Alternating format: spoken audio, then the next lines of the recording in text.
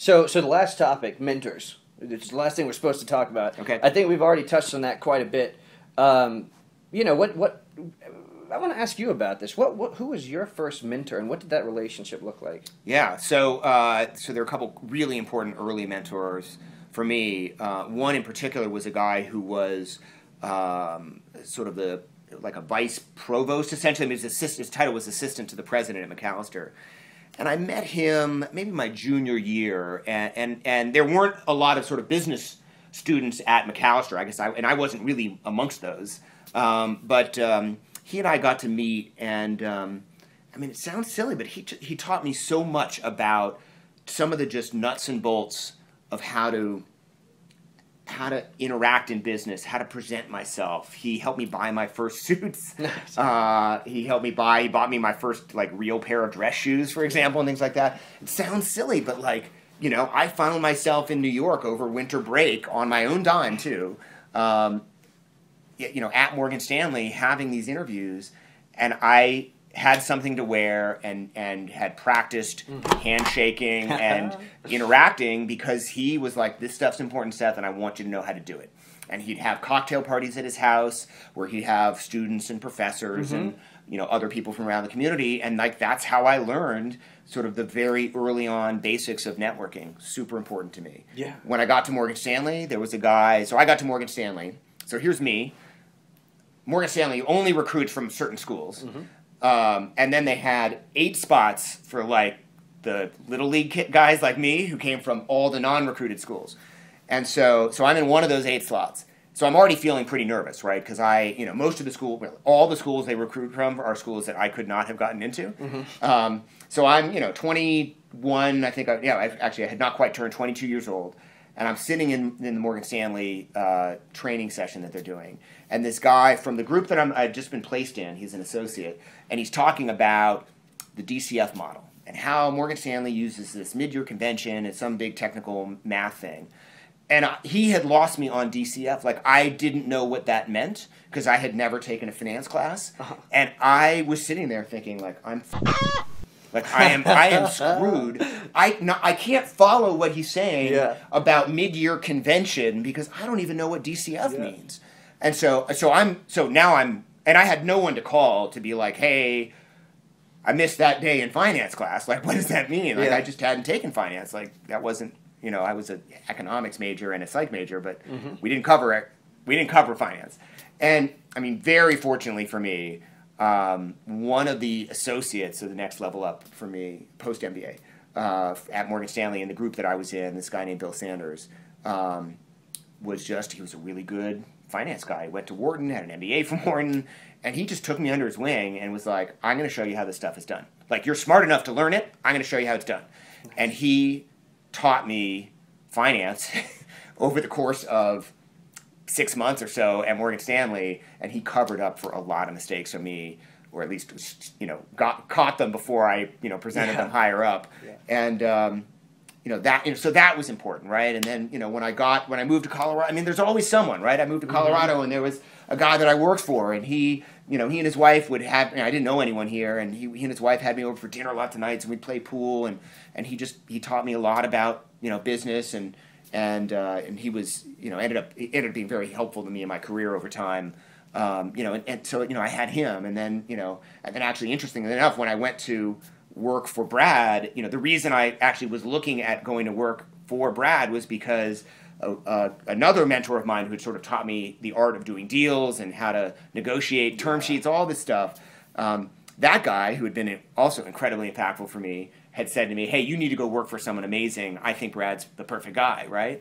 And then I work for Brad, and I get to sit in board meetings, 4 times a week with Brad, and I learned how to be a venture capitalist by that relationship and observing what he was doing. And so, I've benefited all along by having great mentors. And I consider, my partners and I think consider each other mentors. Like, when we have problems, we throw them out to each other, and we problem solve for each other. And I think that's part of why Foundry has been successful for the 4 of us, has been that we treat our relationship that way. So we're a firm of equals, but any given problem set, there's someone else who can jump in and help give advice.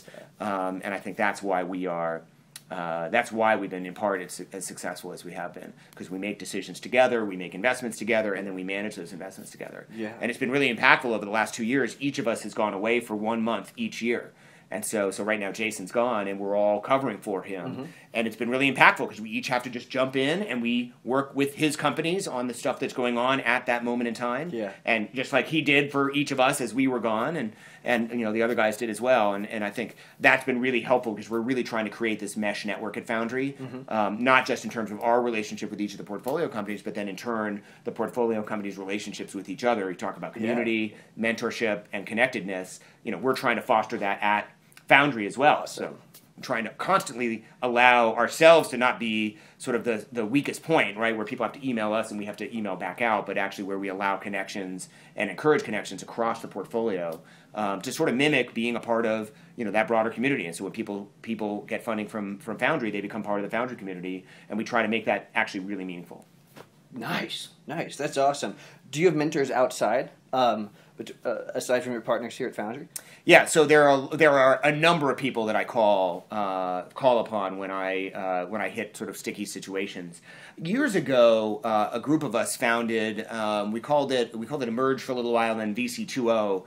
And it was a group of basically young general partners, and we got together once to twice a year for maybe 3 or 4 years, and the idea was that we were kind of develop these sorts of relationships, and I have a number of people that I either met or developed stronger relationships with through that experience that I still talk to and still throw out questions to, and that's been really helpful. But there's obviously people across the community, CEOs that I work with, other people that I work with that I think of when I think, hey, I need some advice on how to do this, right? I think that's really impactful, and I talk to my wife a lot about. She probably knows more about what goes on at Foundry than basically anyone else other than my partners and maybe their spouses. But I get a lot of advice. For example, I get a lot of advice from her. Yeah. She'll sometimes, especially if I'm angry about something, she'll help me craft an email that's maybe got the right tone and things like that. There's lots of places where I really look to get support and advice. And I think that's really important, right? I mean, no one lives on an island, and I think it's really critical to gather a lot of information. I tweeted something this morning, which is probably a good thing to think about, which is sort of the order of operations, because a bunch of people were asking me like, "Hey, Mark's falling apart. Like, what do we do?" And I've talked about this before. I think I blogged about it, but it's like the order of operations is don't panic, collect data, make informed decision. And that order is really important. And I feel like in everything that we do at Foundry, we try to do that. Like, don't get over emotional, don't panic. Let's get some information that call on mentors, call on other people that we think might have good ideas, right? And then together, let's make the best decision we can make given the circumstance. Yeah. So Seth, what is one action item that the Shakers can take immediately after this video to help them on their journey? Awesome. I'm going to give you 2. First is to sign up for Pledge 1%. And I'm not just saying that sort of in the abstract. That's a great way to put a stake in the ground about this sort of give first mentality, and I think that's meaningful, especially in the Colorado community, but I think even broader outside of that. So that's thing 1. Thing 2, which is going to sort of sound obvious, but it's to get out there, right? Sometimes entrepreneurs sort of tinker and sit at home, and they get very focused on what they're doing, and they sort of forget that there's this whole world of feedback and people that want to be helpful and that they can bounce their ideas off of. And the best way to do that is to get themselves out there. I mean that literally and figuratively, right? Figuratively get out there by sending their network notes on what they're doing and ask them questions and engage them and try to get feedback from their network, from customers, etc.